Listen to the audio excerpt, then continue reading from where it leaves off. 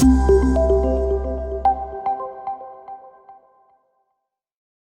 good day to all of our English-speaking members of our community.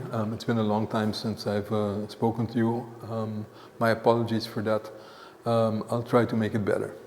I want to talk to you about a couple of things, about what is the state of affairs in Curaçao now in relation to COVID-19, what's the story about the measures that we're taking and keeping in place or not, and what additional issues have been taken care of in these coming days. Lots of you are wondering about other parts of the United States, are they open or not, etc. So let's get down to business. I'm going to do this, I'm going to show you a couple of graphs. The graphs are since last week.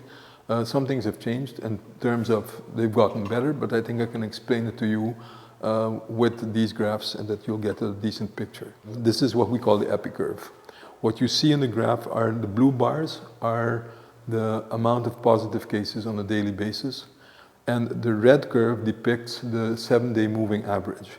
Without getting too technical, you can clearly see that you've been over a summit, a peak in the amount of cases per day, and that we're in the downward part of the curve, which is a good thing in itself. And this is an effect, this is the reason why seeing it going up, first of all, that was the reason why we had to take additional measures in terms of curfew, in terms of taking certain measures that were all geared towards limiting the big groups of people getting together, trying to limit the possibilities of you not being able to keep distance from one another, because these are the most important measures to be taken when you're talking about COVID. So you see that the Epicurve is looking good. We're not there yet. What you need to be afraid of, certainly in these times, when it's Christmas, holiday season, New Year coming up, we're used to having parties, social gatherings, lots of people. That can easily turn up into a new upsurge of cases. And that's what we need to avoid, because if that happens, we're going to put a lot of stress on the healthcare sector, and then we're going to have more people in the hospital and people in intensive care with all kinds of problems. So that's a reason why, although the figures are going in the right direction, we're not there yet. We know that this period in time is problematic and lends itself to create gatherings in places that are exactly those that we want to try to avoid because of COVID. That's why we need to keep the measures in place. Let me show you another graph. This is something that we've been talking about also a couple of times. This depicts the positivity rate. The blue bars, they represent the total amount of tests that were taken on any given day. The red bars, lower than that, they represent the amount of positive tests among those. And the gray line, the gray graph that you see throughout that is the percentage of positives on a daily basis of the total amount of tests taken on that day. And ideally, we'd like to be under the 5%, which it was a couple of months ago. We're far under the 5%. But this is why you need to take into account. You can see here at the top of the curve, we were close to 25% positivity rate. That's way too high. If this is supposed to be representative of what's going on in society, it cannot be that 25% of your population is infected with COVID at any given time. That would be way too high. You would have to see that in the hospital as well. So that's an indication that there may be out there cases that it is higher than you think. And if you want to see for sure that if that's so or not, you need to test more, because you know that the real positivity rate should be lower. It should be lower than 5%. So you go out and you test more. In the beginning, you will find more, because skeptics are saying, yes, you're fooling us because you're finding more because you're testing more. That's true to a certain point. That's only true in the upsurge part of the epidemic. When the epidemic is rampant, when there is widespread transmission, if I test more, I will find more cases. But the objective is to take measures that then, even if I test more, the percentage of tests that I'm taking goes downwards, and the amount that I test positive will go downwards. So even though I test more, I find less positive people. That's what you want to go to. So it's not always necessarily so if I test more, I'll find more. That's true in the upsurge part of the epidemic. So I hope to have made that clear. So you see now in the graph that the gray line is going downwards. And around now, remember this was about almost a little more than a week ago. So right now, I estimate it will be around 10% positivity rate, which as yet is too high, because ideally we'd like to have it under the 5%. Then the last thing I want to show you is our calculations of the so-called R factor, the R number. What is the R? R is a reproduction number or replication number of the virus. If you have an R that's higher than 1, it means that every person infected with COVID can infect more than one other person, and then necessarily so, your infection, your transmission rate will go up. So ideally, you want the R number to be below 1. If it's below 1, it means that every one person that is infected with COVID infects less than one other person. That means you can turn things around. That means that you're in a better part where you want to be. That means that the rate of infection is slowly but surely dying out. That's where you want to be. Right now, according to this graph, but again, this is about 9 days ago, we're around 0.8. The R is 0.8, so a couple of decimal, 0.2 below than 1, which is good. We'd like to have it lower than that. So we have to keep on keeping those measures in place that will guide us towards less agglomeration of people, more possibilities of keeping distance, because again, those two are the most important things that we can do. And especially also in this period of time, whatever you do, wherever you go, remember to take care of your elderly, of those more vulnerable who have maybe problems with their immune system, that they're taking medicines that affect their immune system, or they have illnesses that affect the immune system.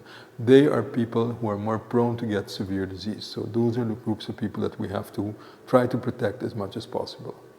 Anyway, because of the holiday season, we know that that is the time that we like to get together. This is the reason why, although things are looking better, we cannot relax on the measures now, because if we do that now, I guarantee you there will be an upsurge. And that upsurge will be more difficult to control. So we need to keep up the measures a little bit longer to get us in an easier, in a safer zone, where after the holiday season we can relax that a little bit. Of course, whenever vaccination takes place inside, that will help. That will help you to protect the vulnerable groups. And once you think you have those protected, you will never have enough vaccine to vaccinate the entire population of Curaçao.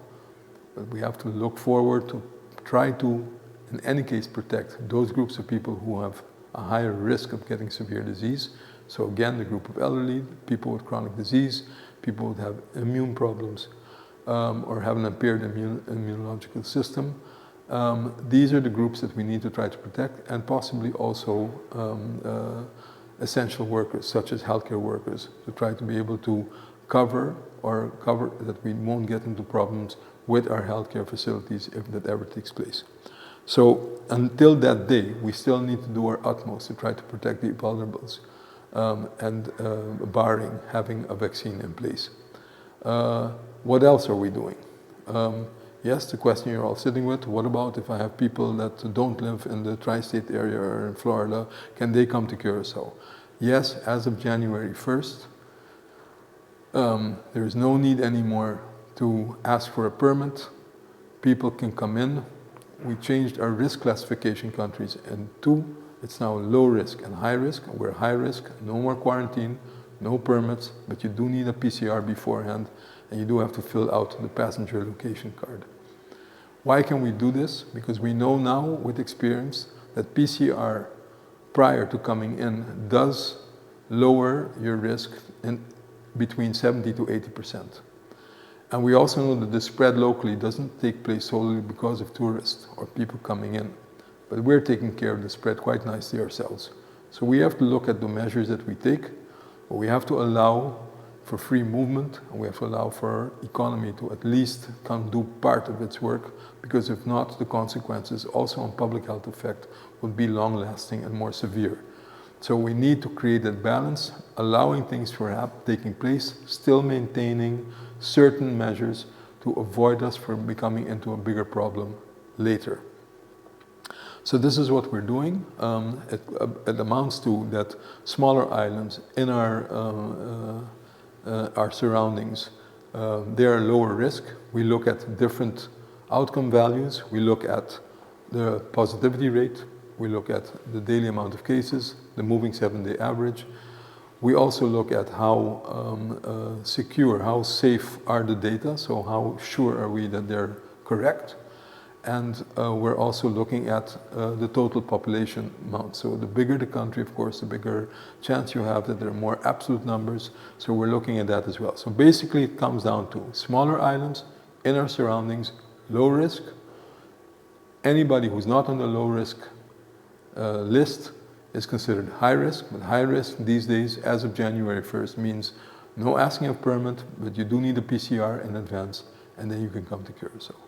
So I hope this is clear. I hope it's clear why that's possible, because it doesn't mean that we don't take any measures locally anymore, but we are trying to make it easier for the flow of people coming in and going out to take place, to continue to take place, but as safe as possible manner.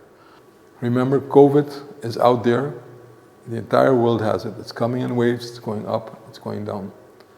So it's there, it's not going to go away. There will never be enough vaccine to cover everybody. And we can't keep doing this. We can't keep closing up, opening up, more restrictions, lower restrictions.